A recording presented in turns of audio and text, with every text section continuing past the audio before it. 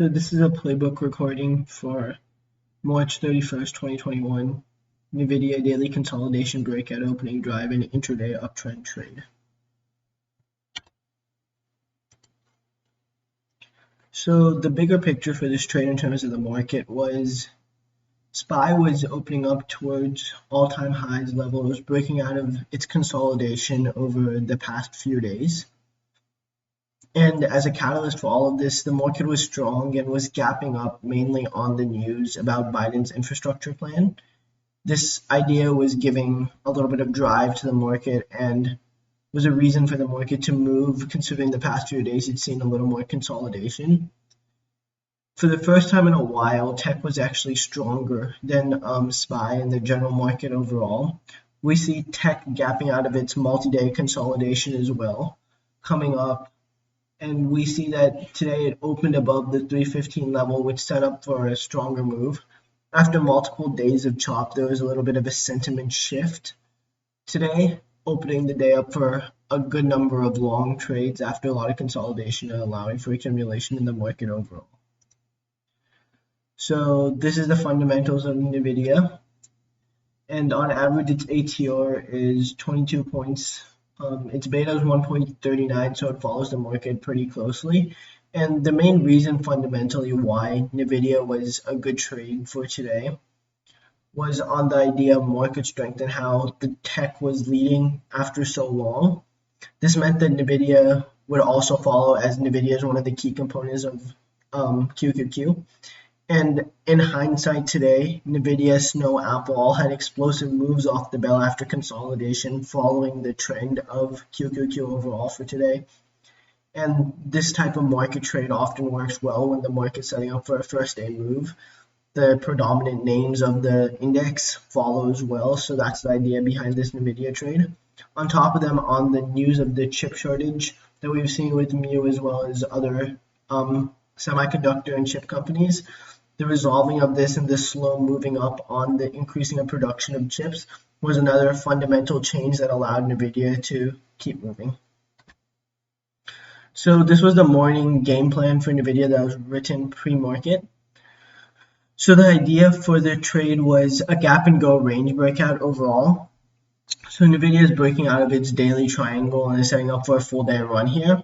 But on top of just the regular gap and go playbook trade, the tech market long is also a really good trade because the market is also setting up for an explosive move. So it follows along with the gap and go setup. So the morning support levels were 510, 515, and resistance was at the whole numbers 520, 525, and 540. So the reasons for this trade being on watch overall was strong tech sector, market strength, and daily breakout as well. And the chip shortage fixing was a fundamental catalyst for this all to move. And finally, the gap up was what made it something in play on the day with everyone watching it. So a long thesis for NVIDIA was above 520, NVIDIA breaks out of its range. It has formed over the prior days as a symmetrical triangle. And as long as it holds 520, it's bullish and has room all the way up to its resistance at 540. And the long game plan was a 520 breakout and opening drive with a pullback near this area.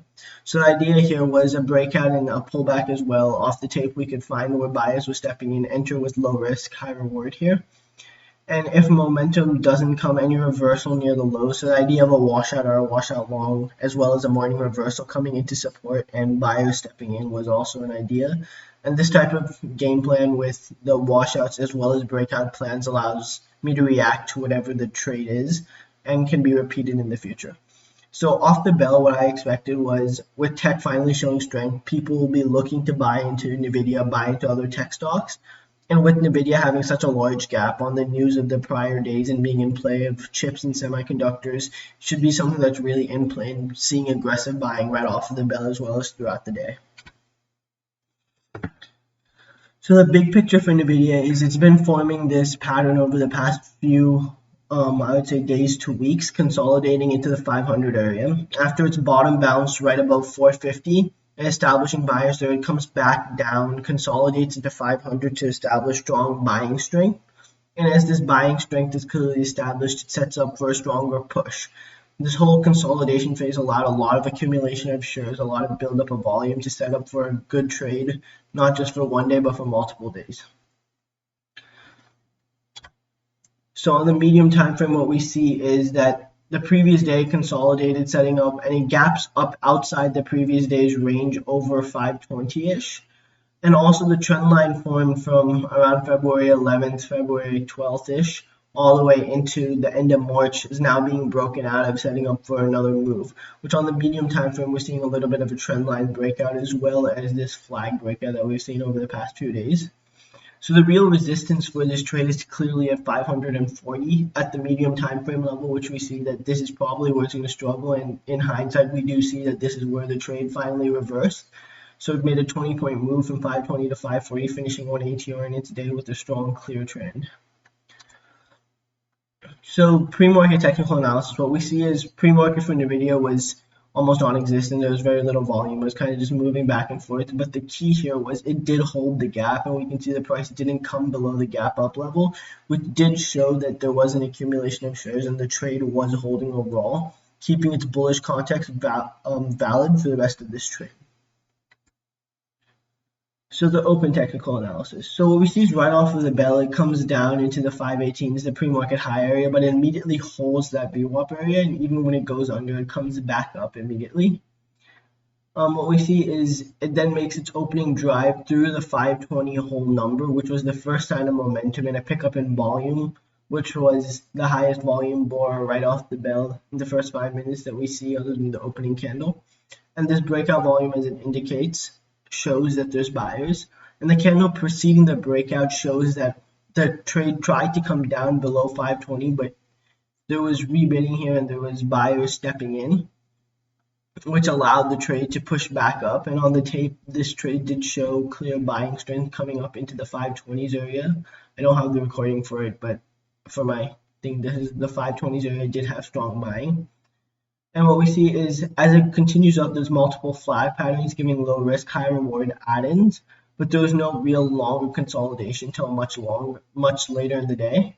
And you could have added on to the first flag to the 521, 522 areas as buyers stepped above 520. And again, this pattern repeats into 522s, pushing all the way up. And there's no point where the top is clearly established. But into 530s, as it breaks 530s and fails to hold, we see a little bit of a sign of reversal with multiple candles wicking up right above 530 and then break down below 530. As it tries to get back over 530, it fails. So this would be on the shorter time frame, the reversal point, the point to take profits, and a small change of character for the opening trade. So the intraday technical analysis, we see after a strong movement to 530, it still holds above VWAP and it pulls back in, forming a tight pattern.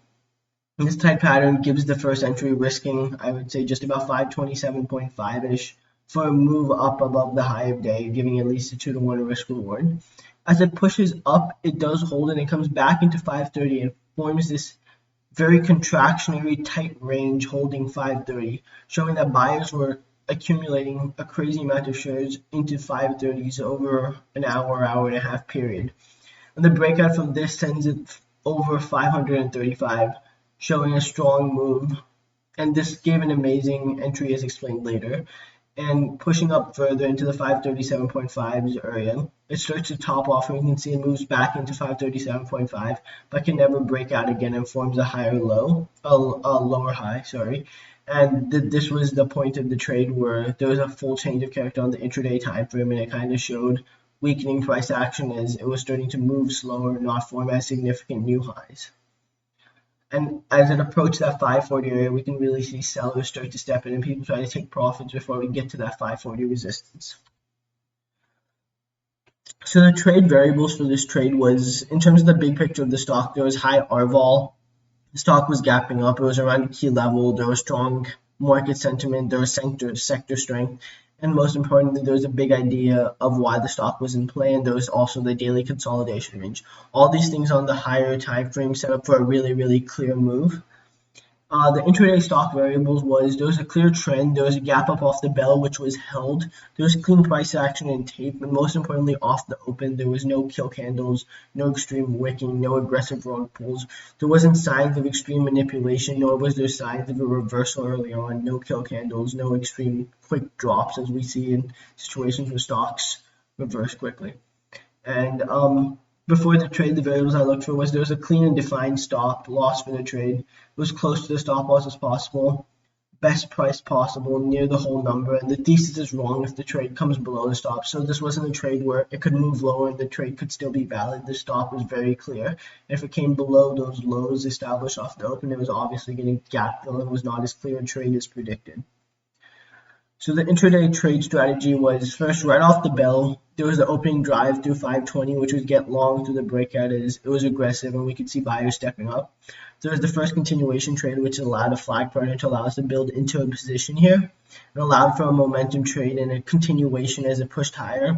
And finally, there was multiple key number pullbacks on multiples of 10 and 5 on NVIDIA.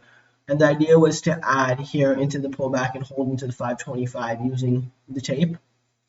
After the morning drive, there was a longer consolidation which allowed the intraday swing to be built into. For this section, I'll talk about the plays that were possible after the powerful morning move for continuation on NVIDIA post-price discovery. So there's the first intraday continuation pattern, which was the flag under 530, setting up for a good continuation with a tight stop. And there was also a major consolidation holding highs or lows, which was the trade which held 530 exactly, which gave an amazing spot to build into share positions and options positions with a very, very small risk, just risking 530, which gave extremely good risk to reward options, which you rarely see. So this is something that's definitely repeatable in other trades where the whole number gets held so quickly. You can build into large share size right as it retests that support.